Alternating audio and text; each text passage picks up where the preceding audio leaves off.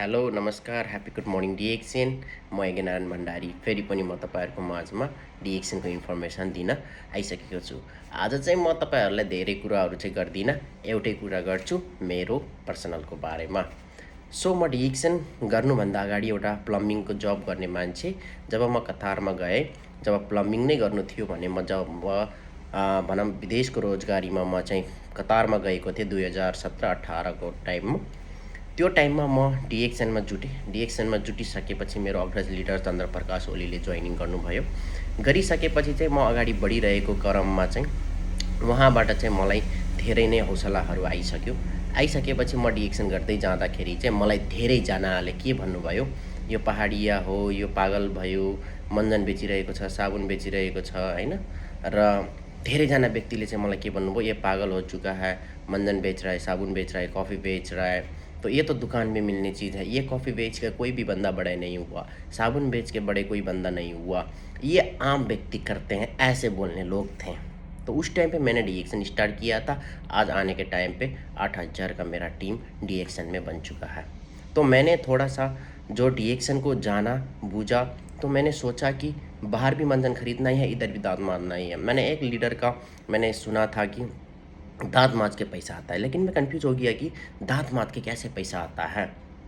सही है, तो मैंने वही फैसला किया था, मैं जिधर भी जाऊंगा डिएक्सन का मंजन साथ में लेके जाऊंगा, साथ में यूज करूंगा। मैं अभी तक डिएक्सन का मंजन साथ में ही होता है, साथ में यूज करता हूँ। जिधर भी जाता हूँ डिएक्सन के मंजन से दांत मारता हूँ और कोलगेट मैंने यूज़ नहीं करता हूँ। तो यही है मेरा लाइफ स्ट्रगल। मैंने जो बोलते हैं ना डिएक्सन पे सफल नहीं होते हैं, बहुत समय लग जी सर जी, नौकरी करके तो नौकरी करना है। अगर हम लोग आराम से काम करते हैं ना तो एक दिन आपको भी सफल मिलता है। 7 साल पहले मैं भी डिएक्सन पे था, तो उस टाइम पे हर रोज़ मेरे को पागल बोलते थे। ये बंदा मंजन बेचता है, साबुन बेचता है, ड्यूटी करके आता है, रेस्ट नहीं करता है, घर पे फ़ोन नहीं करता है, तो ये क्या करता है, बाहर जाके मंजन बेच रहा है, साबुन बेच रहा है, ये कौन सी बड़ी बात है, ये कौन सी बड़े काम कर दिया, ऐसे बोलते थे। ये तो पागल है, ये मंजन बेच रहा है, ये साबुन बेच रहा है, ऐसे बोलते थे। लेकिन आज उसी के बंदे के पीछे 200 से ज़्यादा स्टार एजेंट, करीबन 100 से ज़्यादा स्टार रुपी, 5 से 6 डायमंड हो चुके हैं, 8000 का टीम बन चुका है। तो इस तरीक़ा से मेरा डिएक्सन का बिज़नेस अभी 5 से लेकर 7 कंट्री पे मेरा बिज़नेस फैल चुका है। आप लोग को बिलीव हो या नहीं हो, लेकिन डिएक्सन का सिस्टम मेरे साथ है। जिधर भी जाता हूँ डिएक्सन के प्रोडक्ट खाता हूँ, बहुत ही हैप्पी होता हूँ, खुश होता हूँ। और डिएक्सन के फैमिली ने मेरे को इतना हेल्प किए है ना, तो बात ही मत करिए। जब स्पेन पे आया था ना, बहुत दुख झेला, बहुत टर्चर सहा हैन। तो भनौँ कि धेरै नै मैले टर्चरहरू सहेको थिएँ। स्पेन आउँदा म कसरी गर्ने, के गर्ने, कहाँ गर्ने, कसरी जाने। तर आज डिएक्सनको कारणले, डिएक्सनको फ्यामिलीले गर्दा मसँग पनि स्पेनमा आज एउटा फ्यामिली छ। भिदा ओलेस्टिका जुन हाम्रो सर्भिस सेन्टर छ, लेडी दुरान, किङ हैन, मार्सेलो, सोर्दिया, नोर्मा, जति पनि छ मेरो एउटा फ्यामिली छ क्या। डिएक्सनको नि एउटा फ्यामिली छ।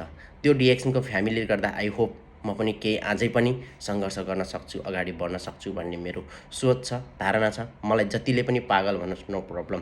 मलाई अझै पनि के भनिरहेको छ, स्पेनमा मन्जन साबुन बेचेर पागल हुन्छ। 10 युरोको मन्जन कसैले नि प्रयोग गर्दैन, 5-6 युरोको साबुन कसैले नि प्रयोग गर्दैन। सर हेर्दै जानु न, साबुन मन्जन त के सर, बिजनेस डेभलप यसरी हुन्छ नि, भोलिको दिनमा अटोमेटिकै थाहा हुन्छ कि। किनकि मान्छे जब बिमारी पर्छ नि, जब मान्छेलाई स्वास्थ्य खोज्दै आउँछ नि, तब डिएक्सनको प्रोडक्ट खोज्दै आउनुपर्ने हुन्छ। अहिले त हामी भाग्य छ, पैसा पैसा पैसा, तर पैसाको पछि जो मान्छे भागिरहेको छ नि, कहिलेसम्म भाग्छ सर थाहै छैन। तर डिएक्सनमा यस्तो चिज हो, हामीले फुल टाइम, पार्ट टाइम जे पनि हामीले डिएक्सनमा गर्न सक्छौँ। डिएक्सनबाट हामी अगाडि बढ्न सक्छौँ। मैले दिएको मेरो सुझाव सन्देश यही नै म भन्न चाहन्छु तपाईँहरूलाई। तपाईँहरूलाई के कस्तो लाग्छ कमेन्ट गर्नु होला। Thank you so much. Happy good morning DXN.